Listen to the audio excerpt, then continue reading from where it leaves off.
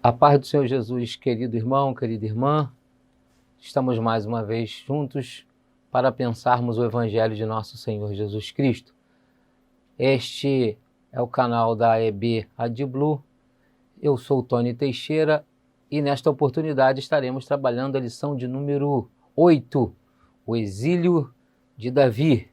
E o nosso desejo é que você, juntamente conosco, possa conseguir compilar as ideias, ajustar o seu plano de aula e que você consiga oferecer aos alunos uma aula prazerosa, curativa, redentora, didática e que possa realmente fazer a diferença na comunidade a qual você está inserido.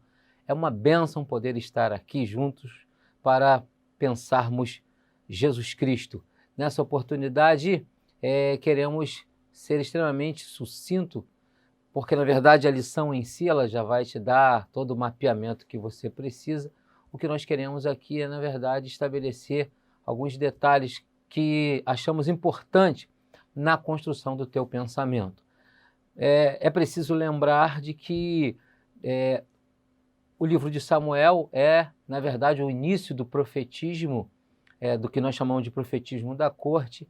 Ele tem isso inserido na sua moldura teológica, bem como uma mudança de regime, né? Nós vamos mudar da era dos juízes para a monarquia. E temos na figura de Saul, não o rei escolhido pelo povo, mas pedido pelo povo. Deus escolhe Saul e Deus o unge.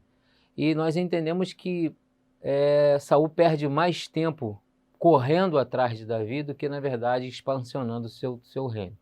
Aquilo que Moisés havia dividido lá atrás, no final do chamado do ciclo do deserto, ou melhor, que eu gosto muito de chamada da cultura do deserto, e agora deixam de ser nômades e passam a ser sedentaristas, e ele reparte essas terras, que os juízes ficaram convivendo com o povo local, mas somente Davi vai conquistar todos os territórios. Lógico que este era um papel para Saul, mas ele perdeu muito mais tempo correndo atrás de Davi, um rei extremamente egoísta, déspota, que vai incluir no seu currículo de homem perdido, inclusive chacinas. E tudo isso que ele representou para o seu tempo, isso foi desencadeando. E aí o texto de Samuel vem desenvolvendo toda essa problemática. E aí chegamos no capítulo 22, nessa chamada terceira fuga de Davi. É o seu terceiro lugar que Davi vai optar por fuga. E aí nós chegamos exatamente no contexto da caverna de Adulão. E aí isso é considerado, né, hebraicamente, a gente não tem muita certeza, mas o que a maioria das pessoas vão dizer que significa refúgio. Na verdade, um minúsculo povoado ali de Elã, próximo ali entre Gate e Hebron, que na verdade era que nós poderíamos chamar de um complexo de cavernas. Até hoje existem alguns arqueólogos que vão dizer que ainda há muitas cavernas que não foram totalmente exploradas. Talvez tenha aí a certeza de que daria para abrigar a quantidade de pessoas em que ele abrigou. Então, chegamos exatamente nesse contexto que a ideia central dessa lição é exatamente essa retirada de Davi, que nós vamos chamar de exílio. E aí é interessante a gente lembrar que existem dois tipos de exílio, né? Existe o chamado exílio coletivo e o exílio individual. O exílio coletivo foi experimentado pelo próprio Judá quando foi levado para a Babilônia. Mas os exílios coletivos eles são extremamente mencionados no Primeiro Testamento. Muitos são os exílios individuais por pessoas. E esses exílios eles acontecem de várias formas. Nós vamos ver que o exílio acontece por pecado, ele acontece por enfermidade, e ele acontecia por problemas existenciais e acontecia por perseguição. No contexto de Davi, ele vai acontecer por esta perseguição. Existe a figura de Saul, que está extremamente preocupado, na verdade, só com manter o seu reino, manter a sua posição, manter a sua linha de sucessão, e, na verdade, então ele esquece de ser rei e passa a ser, na verdade, um perseguidor. E Davi, lógico, é a sua meta principal, mediante tudo que aconteceu, a morte do gigante, o canto das mulheres. Então, tudo isso vai desencadear aquilo que já era muito comum, que na verdade, é uma característica de Saul, que é ser ciumento e egoísta. E aí ele chega em Adulão. Então, nesse momento, Adulão significa para Davi um lugar de esconderijo. Ele precisa parar para poder se proteger dessa perseguição. E o que a gente entende é que quando ele chega ali, vem para ele também logo toda a sua família. Então, ele vai aproveitar a situação, preocupado com o que Saul podia fazer, ele então vai salvaguardar a sua casa. O Tschockel, bem como Klaus Wittermann, que talvez seja uma das figuras que mais trabalham a ideia desse momento da história, do contexto histórico dos livros de Samuel, vão dizer que baseado, né, no parentesco de Davi com a casa de Moabe, né, ele seria aí bisa, né, da sua bisavó. Então ele vai aproveitar esse contexto familiar e vai então pedir que os seus familiares ficam salvaguardados naquele lugar.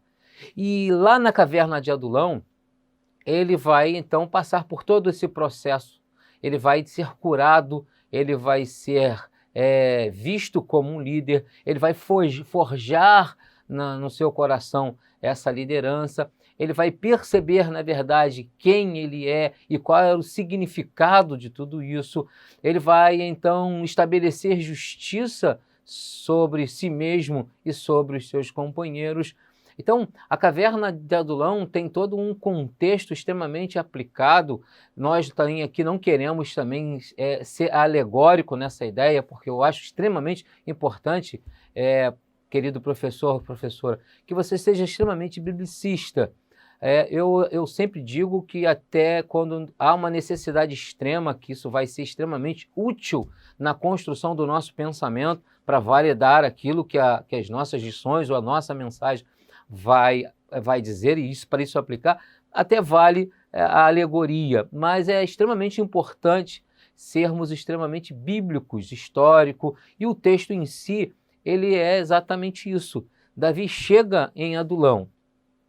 A partir disso, seus familiares chegam com ele. E, na verdade, uma classe de pessoas que o próprio cronista vai descrever que ele pessoas que sofrem várias coisas, que já estão vivendo são outros exilados, porque o cara está vivendo ali exílios existenciais, ele vive exílios de si mesmo, ele precisa fugir de si mesmo, ele foge de alguma coisa, ele foge das suas dívidas, ele precisa parar em algum lugar para ser tratado. Então, a primeira coisa que a gente vai tratar, quando o autor vai trabalhar aqui sobre essa chamada dos exilados de Adulão, é exatamente que ele vai reunir um grupo de pessoas que, na verdade, tem todos um mesmo sentido, porque a ideia macro de Adulão é um lugar aonde todos possam se achegar, aonde todos serão vistos da mesma forma, serão tratados de formas diferentes, talvez pelo seu problema, mas que eles serão vistos como uma pessoa que precisa de auxílio, que precisa de ajuda.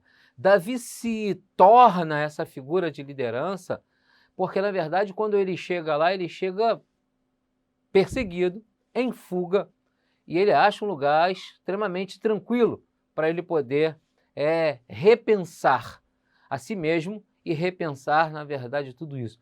Porque uma coisa era já ser um ungido de Javé, uma coisa era receber o óleo sobre a cabeça, e outra coisa, na verdade, era estar vivendo tudo isso.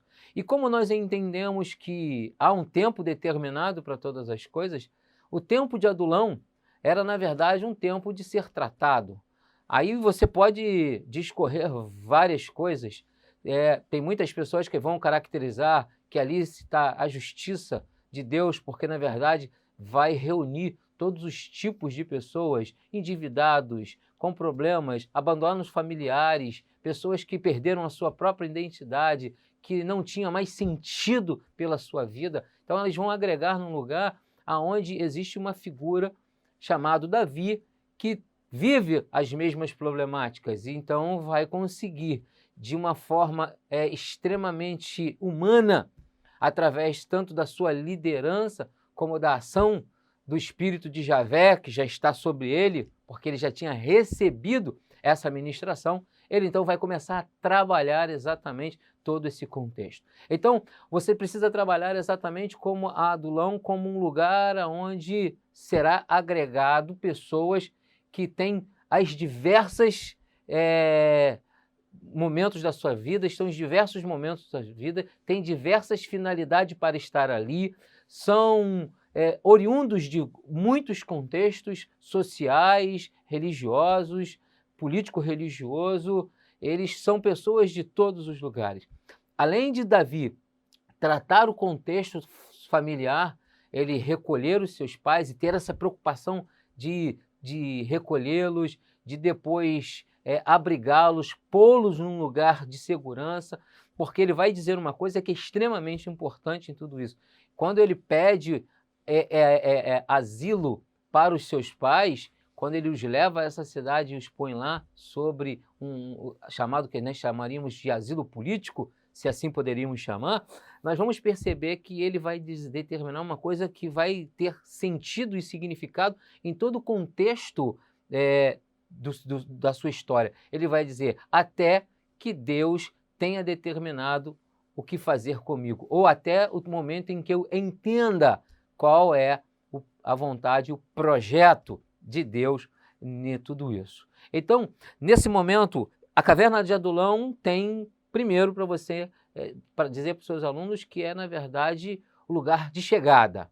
Eu gosto muito dessa expressão, o lugar de chegada, porque, na verdade, ele sabia para onde ele poderia ir. Ele conhecia bem o território, ele já fazia isso, ele já tinha vindo da terra dos filisteus, teve que sair de lá, e aí agora ele chega exatamente ali.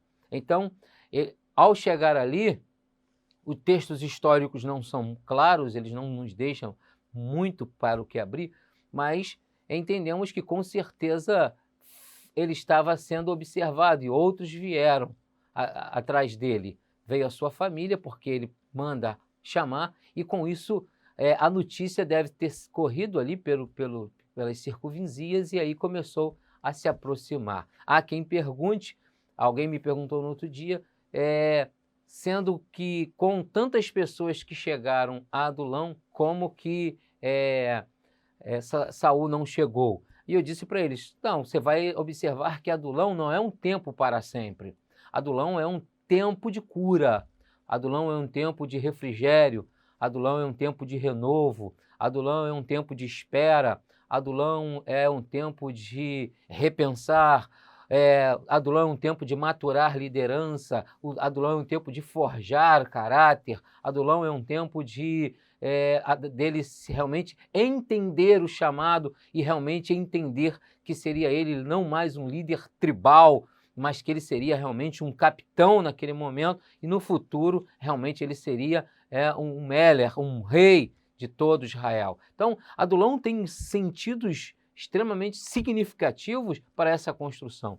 Então, era uma questão de tempo para que Saul soubesse do seu paradeiro. Mas também, o mesmo tempo em que Saul levou para saber, foi o tempo em que, vamos dizer assim, que Deus também dispensou sobre os necessitados, os enfraquecidos, os pobres, os abandonados, os famintos, para estar num lugar para ser curados ou para receber todas aquelas características a qual nós fomos determinando. Então, ali chega o ponto de Adulão. E aí o autor vai falar que todos esses exilados estão ali. Eles param no mesmo lugar. E aí tem todo aquele simbolismo de Adulão, que eu falei para você que é extremamente importante a gente não alegorizar, mas é preciso a gente tirar significados. A gente pode tirar os sentidos de tudo isso, né? O que eu gosto muito de dizer é que eu tiro a aplicação que a palavra me traz a partir das experiências vividas pelas esses personagens do Primeiro Testamento. Então, eu vou trabalhar exatamente com o seguinte bloco. Eu vou trabalhar Adulão exatamente como esse lugar de chegada, aonde tem uma figura extremamente principal, aonde há a unção de Deus sobre ele, onde ele é chamado. Deus diz que ele tem um coração segundo o seu coração. O que eu sempre costumo dizer, Saul é uma antecipação, tá?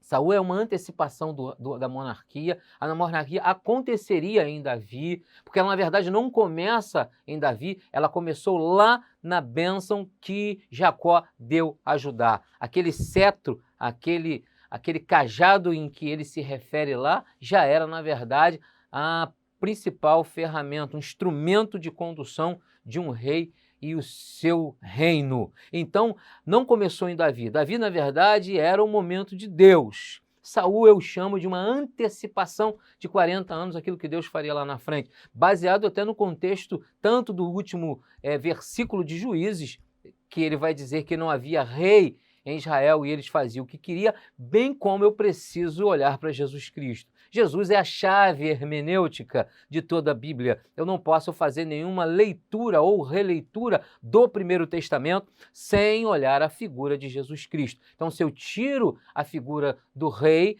do chamado Meler, que é o rei dos reis, eu também tiro a figura de Jesus Cristo. Ele nunca seria chamado de presidente dos presidentes, nem dos primeiro-ministro do primeiro-ministro, mas ele é chamado Rei dos Reis. O mundo um dia pode ser presidencialista e parlamentarista, todo mundo, mas o reino eterno de Deus em nós, na pessoa de Jesus Cristo, será sempre uma grande monarquia. Por isso ele é o nosso rei dos reis. Então ele chega nesse lugar carregando toda essa responsabilidade, carregando esse chamado, esse propósito, e ele vai ser trabalhado. É um lugar de ser trabalhado, ser tratado, de ser avivado, de compreender que em cada pessoa que ali chegava estava um súdito por futuro. Que cada homem que tinha em si seus problemas existenciais, os seus traumas, as suas neuras e as suas dores, representariam no futuro seu próprio povo, seus clãs, seu próprio grupo familiar. Cada pessoa que chegou ali não chegou sem propósito, não chegou simplesmente por um ajuntamento, não. Sempre acreditamos na vontade de Deus e na sua soberania sobre a vida humana. Então, Adulão não é outro lugar senão um lugar da soberania de Deus, um lugar onde Deus traz um ungido.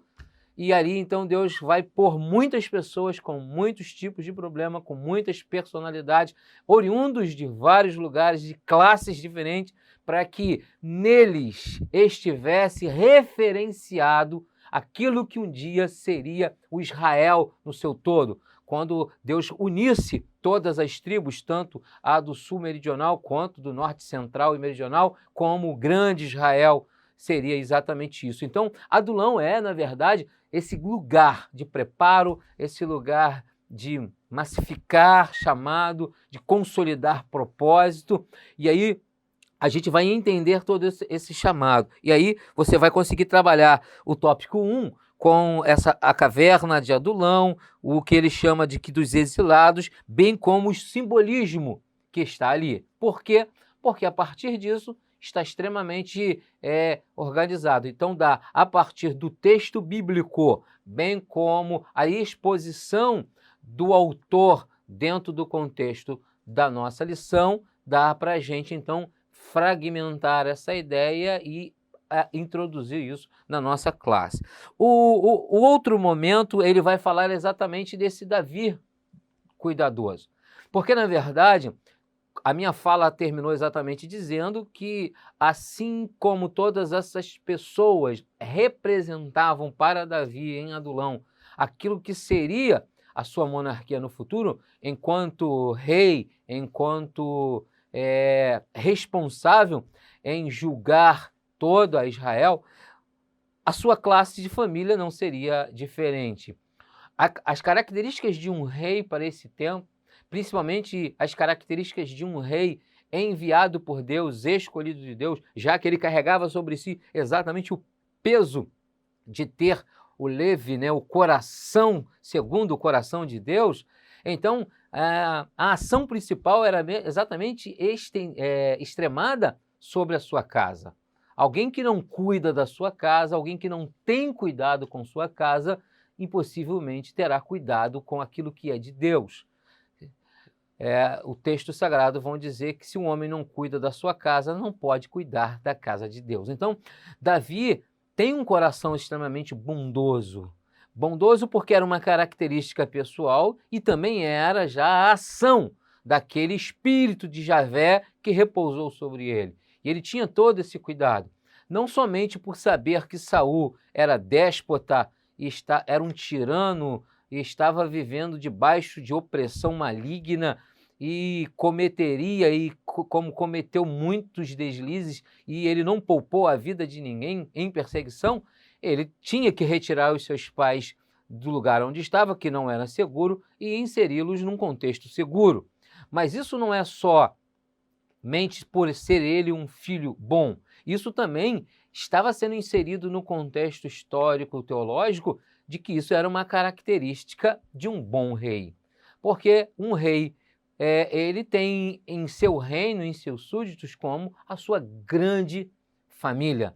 Ele de forma alguma faria como Saul, que daria privilégios ao seu clã, à sua tribo, e aí ele segregaria direitos e valores especiais para aqueles do seu clã. Não, Davi, como um rei, segundo o coração de Deus, eu gosto dessa expressão porque, na verdade, eu entendo que isso aniquila as propriedades e as tendências desse homem Davi e sempre faz ele olhar o seu reino com as lentes de Deus. Ele olha Israel não segundo as lentes do seu olhar do homem Davi, não. Um homem segundo o coração de Deus, a unção de Javé sobre ele, o Espírito de Deus sobre ele vai olhar o seu povo a partir das lentes de Deus. Então Deus continuaria sendo, como continua em toda a história, sendo o rei de Israel. E tinha em Davi a sua figura, que representava a monarquia enquanto terra, enquanto humanidade, enquanto figura que ia peregrinar sobre a terra dos viventes. Então, olhar para a sua família, cuidar da sua família, era deixar caracterizado que ele enxergaria Israel com as mesmas lentes de um bom pai, de um bom filho, de um bom homem para o seu grupo familiar. Então, ele vai fazer isso. Cuidar da sua família significaria que ele também cuidaria da sua tribo, bem como de todo Israel, com os mesmos olhares. E aí ele vai encerrar depois o contexto falando exatamente sobre a ideia de que Saul ele vai se perder como completo. Ele vai chegando um momento da sua vida que ele tem isso como uma obcecação, ele está obcecado por isso. Isso ele não consegue viver nem respirar outra coisa a não ser isso. E ele vai entender que ele vai viver exatamente para poder extinguir Davi. E às vezes eu penso assim, quando eu paro às vezes para refletir, sentado às vezes fazendo uma leitura, aquele momento que você para, deixa a Bíblia ou deixa o livro e você para interar com sua consciência, bem como perceber o Espírito de Deus que está trabalhando no seu coração, que você está sendo ministrado pelo Espírito Santo, pelo aquilo que você está lendo, a gente entende que essa ideia de que Davi era um homem segundo o coração de Deus, segundo George Forrer, era na verdade como se fosse uma figura de linguagem. Isso era corrido, as pessoas falavam isso durante os lugares. Então, ele sabia que era impossível ele fazer alguma coisa contra um escolhido do Senhor, mas a cegueira em que vivia, o veneno que ele tomou de maldade foi tão forte que, na verdade, ele anestesiou a sua consciência e ele então perdeu tempo. E ele então deixou o seu reino, mutilou, matou pessoas, perdeu o respeito, teve problema familiar, filho, por conta de Davi. E aí o autor vai trabalhar esse último contexto exatamente com essa ideia de que ele vai usar todos os seus artifícios, ele vai usar todo o seu poder. E ele vai encerrar exatamente com aquela cena que eu acho que é, na verdade, o momento mais deprimente da vida de Saul. Mais deprimente. Na minha opinião, é muito mais deprimente do que ter consultado depois os espíritos lá na feiticeira. Muito mais. Foi ele chegar em Nob e depois de Doeg ter visto que Davi chegou lá e ele ter, na verdade, como nós chamaríamos, era o chamado do X9, né? Ele foi lá e entregou, e aí Aimeleque então ele não vai mentir, ele vai dizer exatamente o que era, o que ele fez. Ele tinha consciência de que ele estava certo, até porque ele era genro do rei, ele era um homem de respeito, ele havia respeito dele sobre todo Israel pelos feitos em que ele havia acontecido através da sua vida. Mas o texto vai dizer que Saul então julga-os e os condena e executa cerca de 85 pessoas.